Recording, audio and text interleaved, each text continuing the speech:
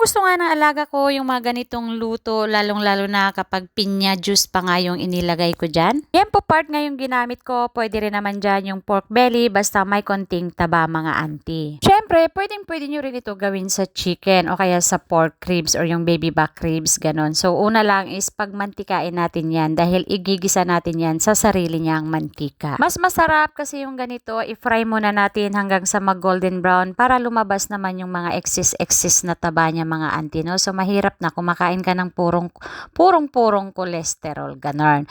So, kapag nag-golden brown na yan, ayan, napakaganda na ng kulay mga auntie, bawasan na natin yung mantika. Nakita nyo, napakaraming taba. So, bawasan lang natin yan, saka natin ilagay yung ating mga spices, garlic, ginger, star anise at saka bay leaf. So, sangkutsa lang natin yan hanggang sa mag-aromatic. Saka natin ilagay yung mga pampalasa. Nasa screen na po. Lagi ko itong sinasabi sa vlog ko na yung pagtitimpla ay nakadepende yan sa panlasa ni amo mo. Ang importante ay wag maalat auntie. Yun lang talaga ang sikreto. Kapag Chinese kasi, asahan mo talaga na ayaw nila ng maalat. Okay lang yung matabang basta maluto mo ng maayos yung niluluto mo. So, magkakaiba pa rin tayo ng mga employer ha. Lagi nyo pong tatandaan yan.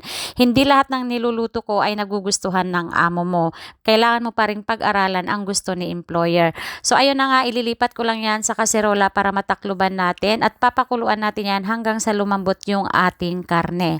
Kapag malambot na yung ating karne, i-check nyo na ante, dyan na yung time na timplahan nyo na ng maayos.